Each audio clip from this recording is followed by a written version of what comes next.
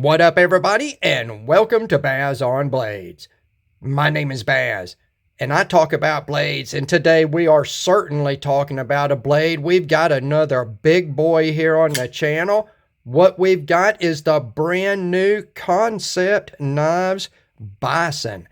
This is a Ray Laconico design, and I'm not sure if Ray typically does knife designs this big, but this is a big boy, and we're going to talk about that in the specs.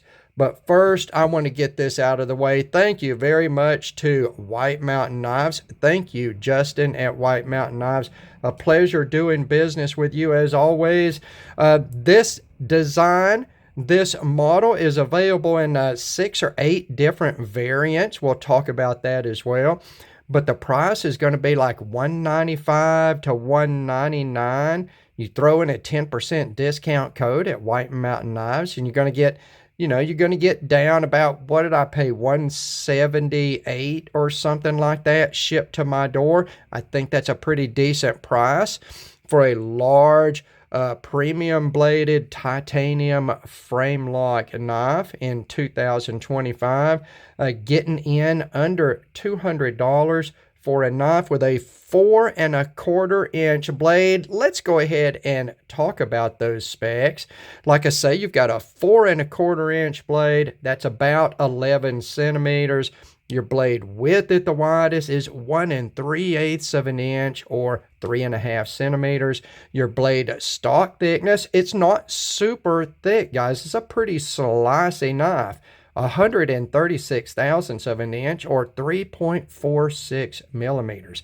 Your handle length, of course, is a little long. It's such a big knife.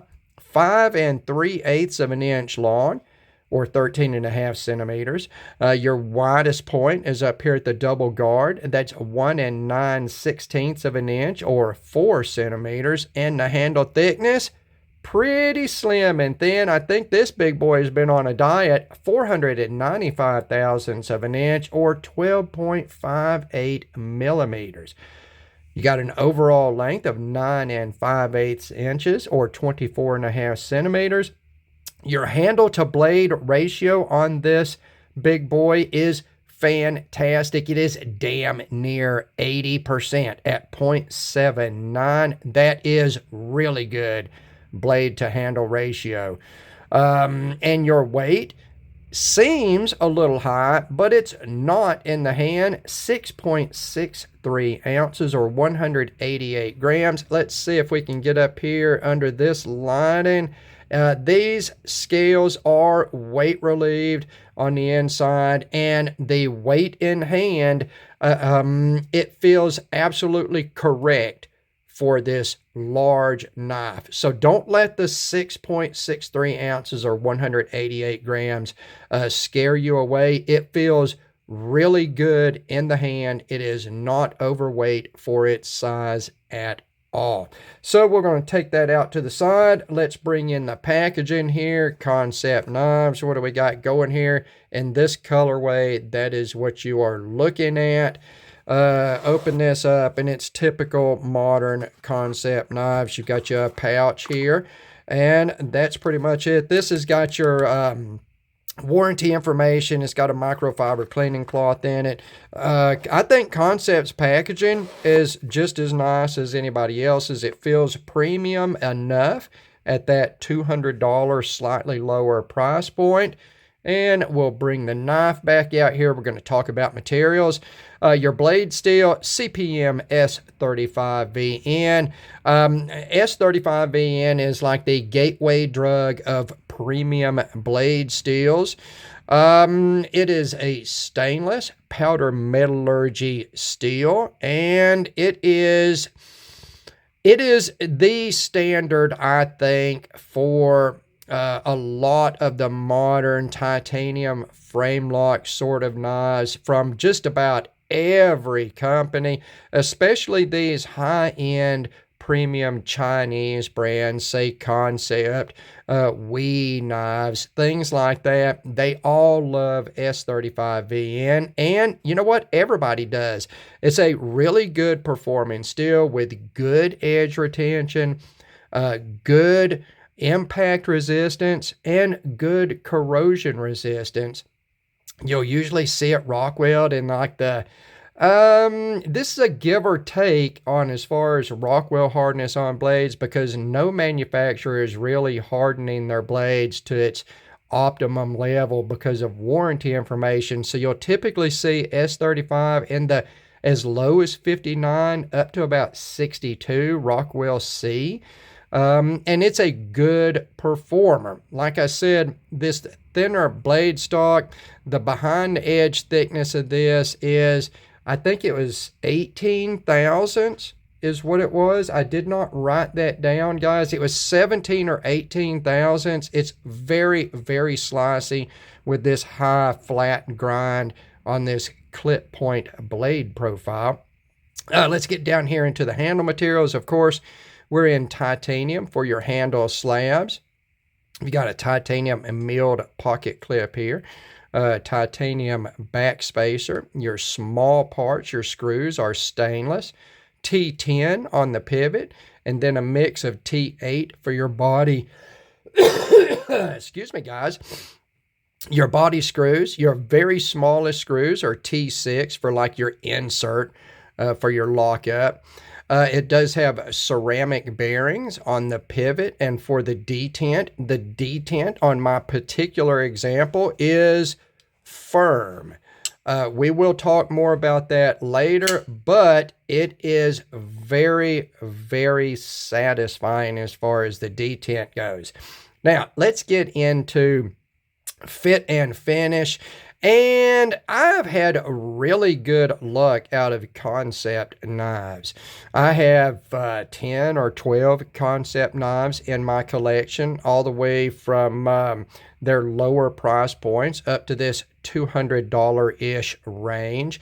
And I've not had any issue with fit and finish on any of these knives. Let's take a look at this blade. Your primary grinds side to side are even and well done. Take a look at that secondary grind, the edge bevel side to side here. We're going to take a look up here at the tip. Okay, it is very tippy, pointy, pokey, piercy. It does instantly catch and pierce with zero pressure at all. So that tip is not rolled at all as it was sharpened. It is very slicey, like I say. The factory edge I thought was very good. The only thing I would say is I would probably take it to a strop and strop it just a few strokes on each side to do the final refinement of that edge for me, but there was nothing wrong with that factory edge. You've got a good swedge grind here on this modern clip point with a long clip and a high tip. It's a very attractive clip point profile. Thumb studs here out of the way of the cutting edge, perfectly placed to open the knife. No issues at all on the fit and finish as far as the blade itself goes. The handle is very impressive. Let's talk about the different variants of this knife. Now, first of all, the titanium handle is available in multiple different anodization finishes. This is a natural. It comes in a blackout version. You've got purple anode, you've got blue anode, you've got some two-tone stuff. But the big difference is, and I told you that the price range was $195 to $199. The difference is this. You have this boxed inset right here, is available smooth or checkered. Okay? The smooth versions are $195. The checkered versions are $199. You're looking at a difference in machining cost. And I think they're all attractive. I think the knife overall is attractive. The fit and finish is, the machining on the handle, we'll get up very close here. Let's take a look at this. Is everything that you would come to expect in a modern frame lock folder with titanium scales. There is zero machining issues. There's no machining marks. Everything lines up perfectly. Let's look across this backspace, or you see there's no funny business going here. Everything is flush and perfectly fitted. I mean, I see zero issues as far as fit and finish of this knife anywhere on it. Anywhere. I think Kansept is one of the most consistent knife brands that I've come across in a long time. I typically do not have any anxiety when purchasing one of their products. Like I say, I own multiple Kansept knives. Just in the Kansept Pre-Tattoo folder, I have 4 examples of that, and Bison Blades very, very seldom ever buys multiples of any model. The design has got to be right, the consistency of quality has got to be right, and that is there with Kansept knives. Now, let's talk about the action. This is a thumb stud opening knife. It is the only opening system for this knife. You see there's no flipper. It's not a front flipper. It's not anything like that. This knife is, it's nice. It's very nice. It has a very strong, well, let's not say very strong, a strong, see, look at that, guys. Now, granted, I've got a almost 10-inch knife up here, up under a camera, so please excuse, I'm not able to get on that thumb stud at the best angle, but I can flick that thing open. Let's see about, damn it, before. Now, I can reverse flick this knife, even though I'm not a good reverse flicker. The problem that I have with this knife being right-handed, look at the way that I'm holding this knife. When I wrap my hands around it, I'm touching that lock bar. So as far as just rolling it open, I have to be careful about where I go on that lock bar, because it does have a strong detent. And if you put any pressure on that lock bar, it will just lock that blade in there. But it's not bad. It's not the worst I've ever seen, and it depends on your hands, how you hold a knife, and all of that jazz. But I like, you know, flicking these thumb stud knives, and this knife is very, very, very, very satisfying. No issues there. Let's take a look at that, how that detent looks and sounds closing it. Yeah, it's a nice big detent ball, well fit, well timed, nice and strong. I think it's pretty much perfect for what it is. I don't imagine that anybody would think that is weak at all. And some people might feel like it might be a little too strong. I don't know. Please, please forgive all this coughing, guys. Allergies and sickness, spring, summertime. Bison Blades is having it rough this year, of just getting over some creeping crud that went around and has got my sinuses draining so bad. My sinuses have drained so bad, it has dehydrated me to the point where I was having problems cramping up. Could not get rehydrated. Oh my God, I'm such a whiny bitch. So let's get back to this Ray Laconico design. Ray did a really good job with this. It is both attractive and functional. Let's take a look at this thing in hand as far as usage goes in the grip. Now, I have large hand volume, sort of fat, medium length fingers, so I got sort of a hybrid hand size, but this is how it fits in my large hand. Of course, it is a large knife, you know, 9 5/8 of an inch overall, 4 1/4 inch blade, 5 3/8 inch on your handle length. It is a large knife, but there are design aspects in this knife that make it very comfortable in multiple forward grips, which is the way I would use this knife. Now, you've got a large multiple fingers, sort of an open forward choil on the handle here. And that works for my hands for a couple of different grips. One is if I want to grip it into the handle and use the back guard here as a thumb ramp, I tuck this finger right into the back side of this choil. And if you look here, I have a nice flat space rearward of the relief for the lock bar. So this gives me a nice comfortable area for that grip. And I've still got plenty of handle length. I mean, good Lord, guys, this is a 5 3/8 of an inch long handle. It's a big knife. It's a big knife. So in this grip, I'm able to get my thumb forward enough to where it's not all compressed back. Okay, and it weakens my grip. You see when I compress my grip back how it opens up right here. I don't want that. So I've got this grip right here. But my favorite grip on this knife is to actually come up both of my forward fingers in that choil, come front of that guard in this grip right here.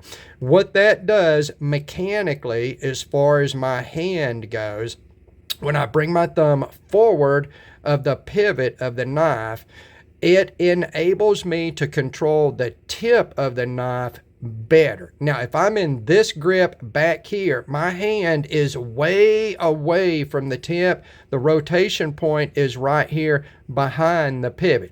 If I come up this way, I bring my thumb forward, and that virtually changes the rotation point of the knife. You see, now the knife is rotating right here, and that gives me that feeling of comfort.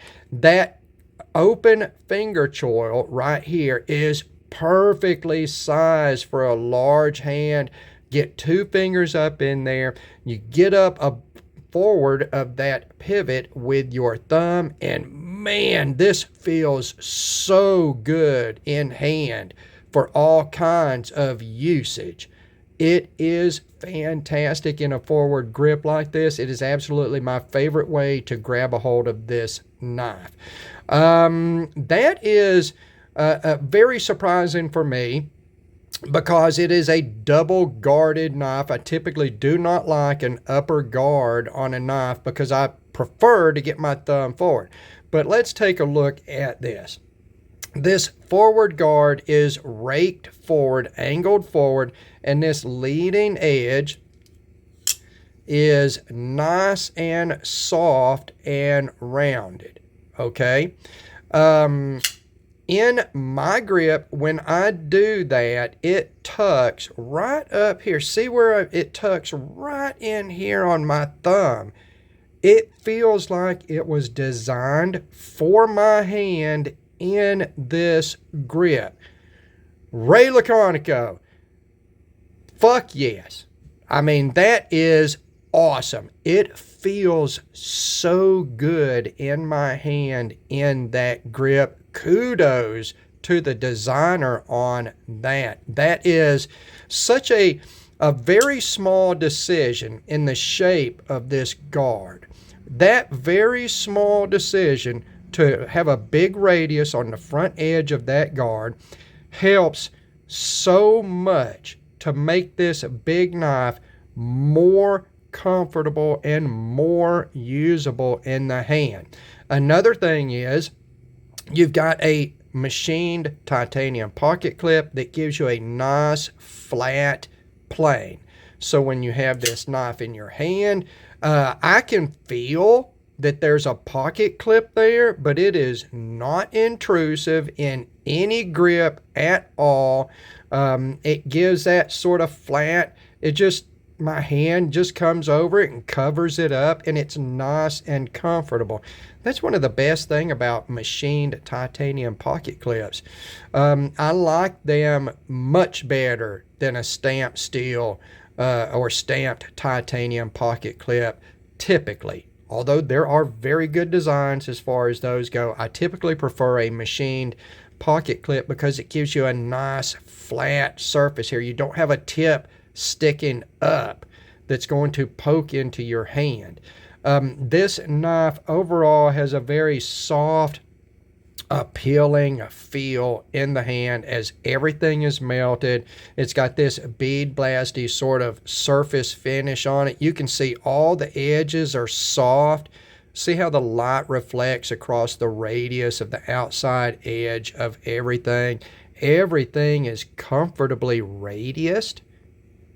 Everything, every little decision about this knife lends to the comfort in hand. And when you have a large knife, comfort in hand is very important. Lockup on this knife is bank vault tight. There is absolutely no hint of any type of play anywhere in this knife at all. At all. It is very nice as far as action goes. The detent is a little bit hissy, but that has to do with it being a ceramic detent and then being on this black wash finish, what that detent ball is riding across.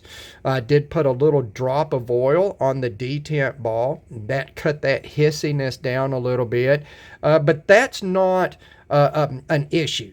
A hissy ceramic detent on a blade finish like this is not an issue. It is what it is. It's just going to sound that way. Yeah, the action is fantastic on this knife. It's very pleasing, and I'm so disappointed. And I'm terrible at reverse flicking, but even I can do that confined up under the camera here, even though I look like an idiot trying it. But that thumb stud action is nice and pleasing. Yeah. Let's bring out some other knives here. We'll look and see how big this knife is. Let's set that down in here. We're going to bring out the standard for comparisons first.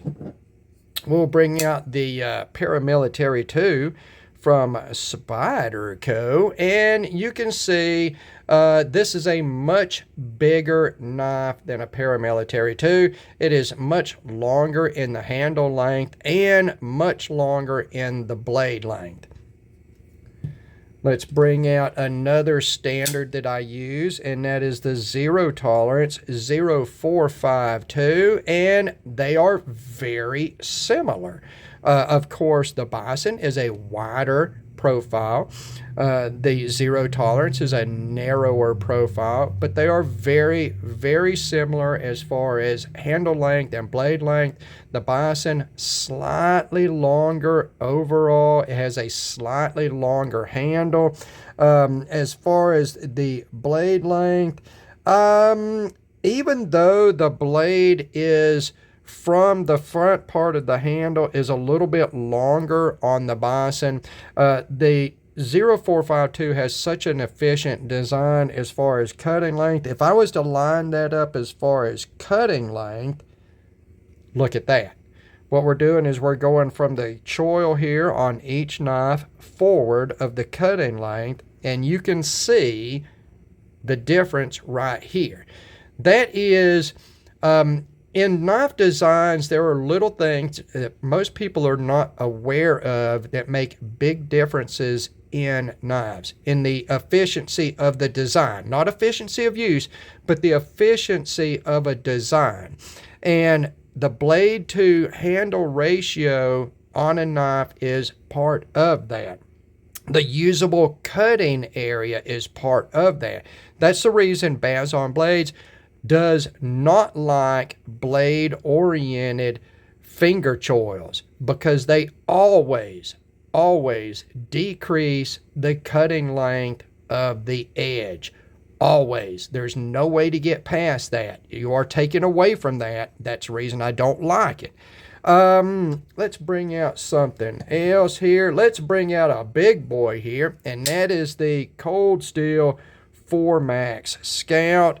This knife is stupid big. Okay, look at how much bigger and longer and beefier that handle is. But let's line up the cutting edges once again here, and you see that even though the 4 Max Scout is much larger in the handle, it does not offer any more cutting edge than the Bison does. Not as efficient a design as the Bison. And one of my favorite XL knives, we're going to bring out the Max Ace Goliath, the 3rd gen. And you see these knives are very competitive as far as the blade length, handle length, things like that. I think these two are good companion sort of comparisons. Overall, they have a lot of the same vibe to them as far as the length, as far as the blade length, the handle length, the width of the profiles for the blade and the handle both. Very good comparison there. So, in closing, let's get some final thoughts on the Kansept Knives Bison before I start coughing my head off. I really like this design. Buying XL sort of in excess of 4-inch blade length folders can be a gamble sometimes. There are a lot of issues that come with making a knife large. And those issues they're not really a thing with the Bison. The Bison is large. It is heavier, because it's big, but it's not heavy for its size. It's actually pretty damn good for its size. It does have a thin grip, so it doesn't carry bulky in the pocket, even though it's not super wide.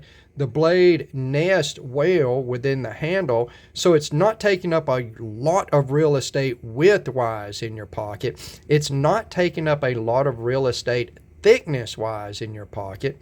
That pocket clip, even though it's not a fold-over deep carry pocket clip, it's only leaving about this much of the knife sticking out. That's about a 1/2 inch to 5/8 of an inch right there. It's not too bad at all.